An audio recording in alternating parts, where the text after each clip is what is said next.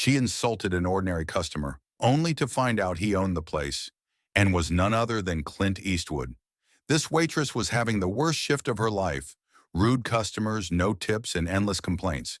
So when an unassuming older man walked in, she didn't bother hiding her attitude. But this wasn't just any man. He had a quiet confidence and a lesson that would change her life forever.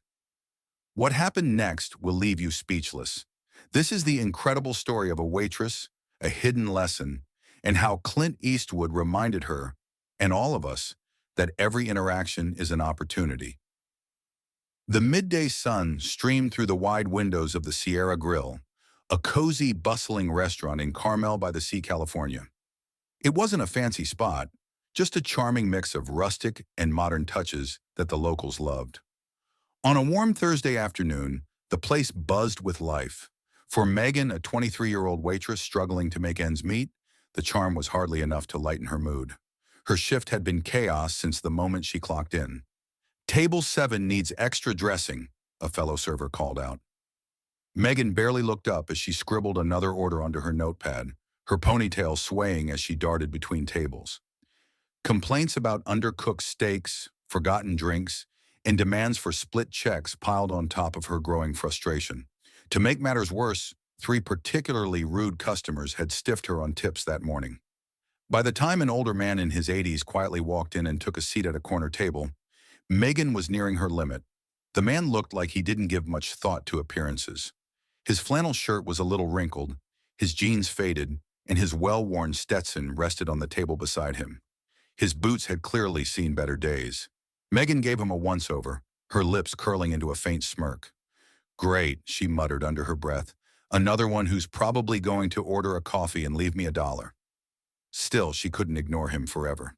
"You've got table 12, her coworker nudged her with a whisper. Megan sighed, plastering on her practiced smile as she approached. "What can I get you today?" she asked, her tone betraying her exhaustion. The man glanced up at her with sharp, piercing eyes that made her hesitate for a moment.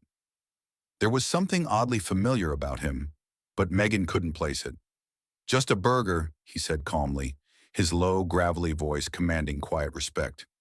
"Burger, got it. Anything else?" Megan asked, tapping her pen against her notepad. "No, ma'am," he replied, tipping his hat slightly.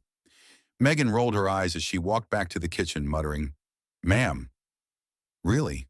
under her breath.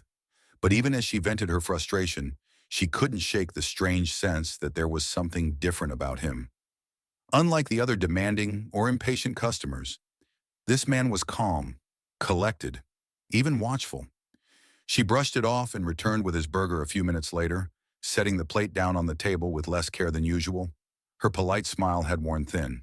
"Here you go," she said, placing a bottle of ketchup beside his plate. "Anything else?" The man inspected his meal, then looked back at her. "No, this looks just fine. Thank you." His words were polite, but there was a quiet firmness to them that made Megan feel self-conscious. As she lingered for a second longer than usual, she found herself unexpectedly annoyed.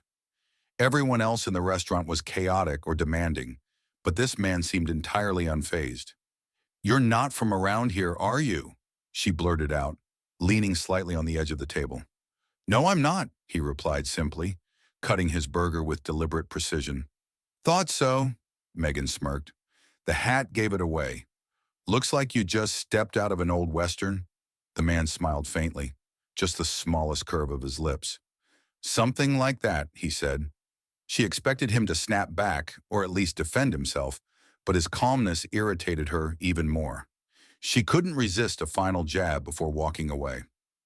"Well, enjoy your meal," she said curtly, striding off. But as she cleared another table nearby, she couldn't shake the feeling that the man was watching her, not in a creepy way, but with an expression that unsettled her, as though she were being silently evaluated. The lunch rush finally began to die down. Megan leaned against the counter, scrolling through her phone when her coworker Danny wandered over. "That guy at table 12 seems so calm," Danny said, glancing at the man. "Like, weirdly calm. Doesn't he look kind of familiar?" Megan rolled her eyes. "Famous? Please.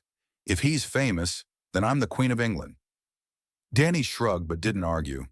Megan wasn't in the mood for more speculation. Grabbing the check, she walked back to table 12. "Here's your check," she said, dropping it onto the table with a forced smile. The man glanced at the slip but didn't pick it up right away. Instead, he looked at Megan and asked calmly, "Do you enjoy your job?" The question caught her off guard. She hesitated before shrugging. "It's fine. It's just a job, you know?" The man nodded thoughtfully. "A job's what you make of it," he said, "but it seems like you're carrying a lot today." His words stung, but Megan crossed her arms defensively. "Look, I've had a rough shift, okay? Not everyone gets to sit around eating burgers and handing out life advice."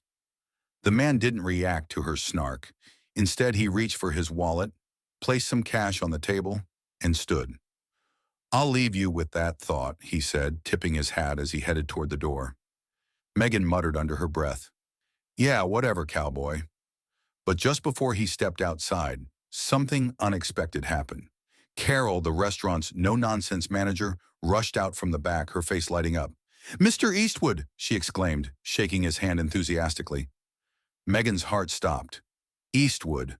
Clint Eastwood. As the name clicked, Megan's face flushed with horror. She watched Clint Eastwood, actor, director, and apparently the owner of the Sierra Grill, exchange a knowing look with her before walking out. And just like that, Megan realized she'd insulted the most important customer of all. The next day, Clint returned with a message Megan wouldn't forget.